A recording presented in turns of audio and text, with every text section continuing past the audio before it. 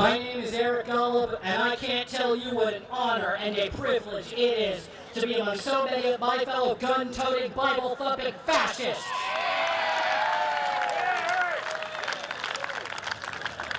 You are the loveliest bunch of astroturf I have ever seen in my life. I am so tired of the left telling us that we have to be bipartisan, go along to get along. Mr. President, none of us care that you're light-skinned or dark-skinned.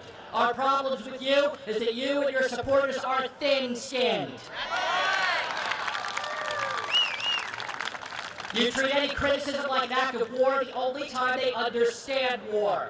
Now, when a liberal tells a conservative, be bipartisan, what that liberal is really telling the conservative is, shut up and agree with me. Well, if the left wants bipartisanship, I've got a couple ways we can be bipartisan and everybody will get what they want. First, let's compromise on the issue of gun control. And there's something like, what did that hippie from the People's Republic of Los Angeles with the long hair just say? Yeah, let's compromise on gun control. Here's how it works. Liberals favor it, conservatives are against it. Well, let's be bipartisan. Let's simply take away all the guns from the liberals and give them to us.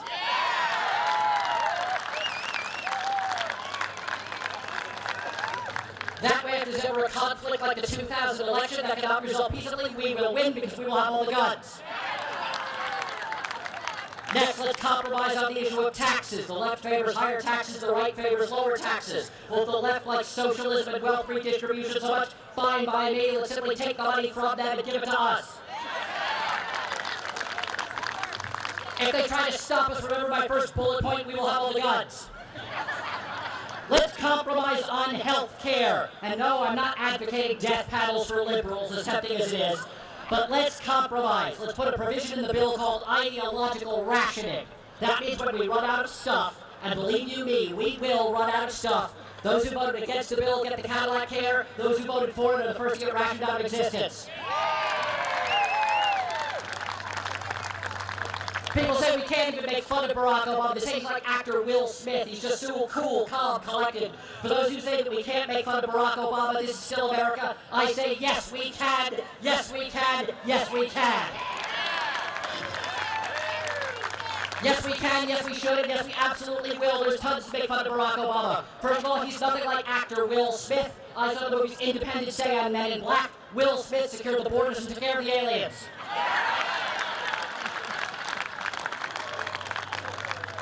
Barack Obama's head is so disproportionate they should rename the president's plane Air Force One. And here's something you didn't know. The healthcare law does not contain any cures for syphilis or glaucoma. I mention those because something has to explain why Eric Holder and Barack Obama have blindness. I mean, Barack Obama does have the right to choose his own cabinet, but I said, you know what? I'm drawing the line at Ted Kennedy for Secretary of Transportation. Some said that Ted Kennedy's dying wish was that the health care law be passed. Nobody asked what Mary Jo Kopechne's dying wish was. It was to live.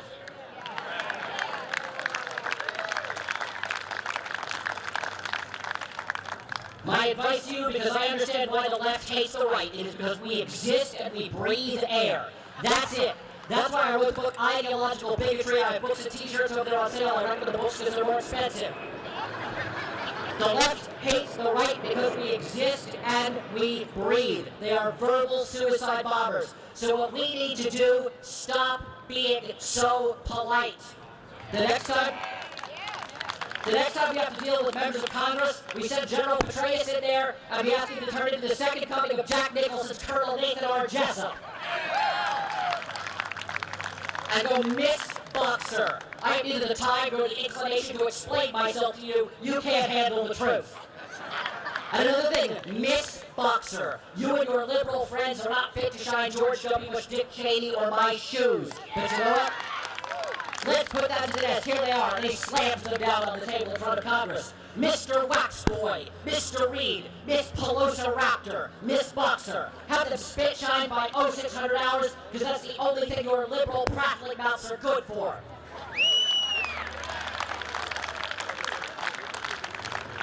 My best friend and his wife recently adopted a baby boy, the handsomest little kid on the planet, can raise his arms after a touchdown. I affectionately refer to him as the boy. And the more I look at the boy, the more he reminds me of the president. I mean, both the boy and the president are adorable little gas bags. But they both spend hours looking and admiring themselves in the mirror. They should both work for the 3M company because their favorite words are me, mine, and more. And when they don't get their way, they both throw temper tantrums and need to be sent to their room for a timeout. Barack Obama's first timeout, Scott Brown, his second timeout in the 2010 elections.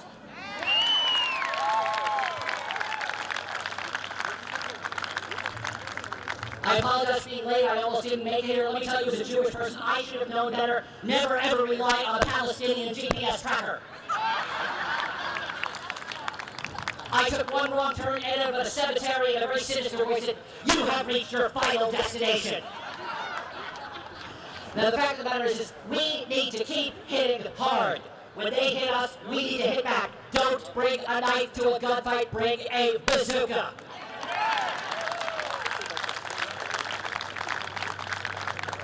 They like to make us out to be either evil or stupid.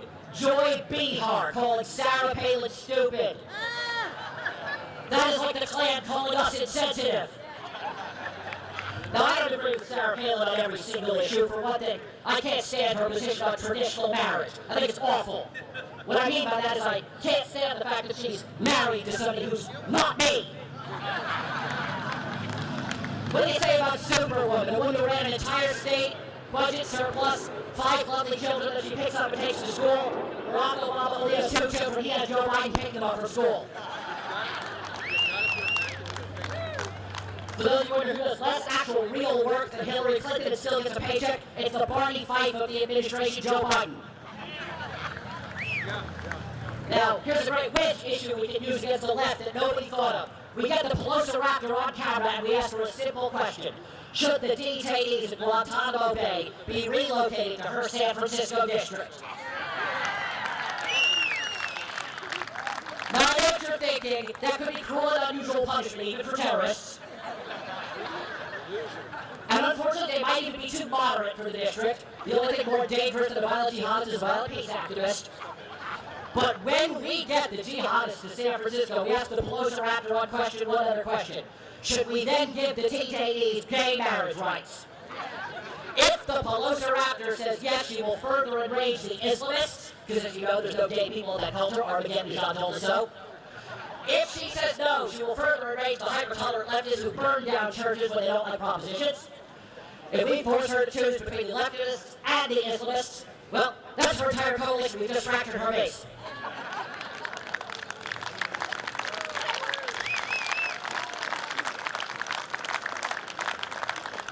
And lastly, I'll say why I became a conservative. I became a conservative because I'm the son of a Holocaust survivor. When you are the son of a Holocaust survivor, you will not get an ounce of sympathy growing up for anything as long as you live. There was no teenage angst in my home. Age 14, tried to convince Dad social studies class was too hard. He just looked at me unsympathetically and asked, "Did the teacher try to shoot you?" I said, "No, Dad." He said, "Upstairs, books, learn, personal responsibility, no victocrats in this household."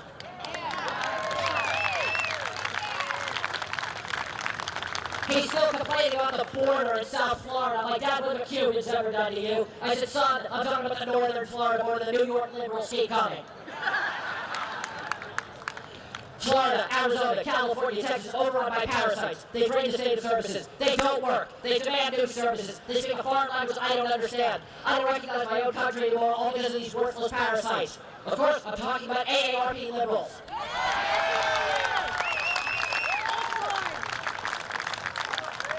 Now, it is always better to have people ask, "Why are you finished speaking?" than "When are you finished speaking?" So tonight at 8 p.m., Evan Said and I will be doing conservative comedy at the Manchester Hyatt. Right to laugh. In the meantime, I will leave you with the Hebrew word. Never give up. Never give in. Always fight for what you believe in. Never back down from a fight. The word is he-nay-ni. It means here I am. We are right. They are wrong. We will win. They will lose. We will laugh. We will make them cry in 2010 and beyond and have fun doing it. Live, love, laugh, win. He-nay-ni. Here I am, conservative and proud of it always. Thank you so very much.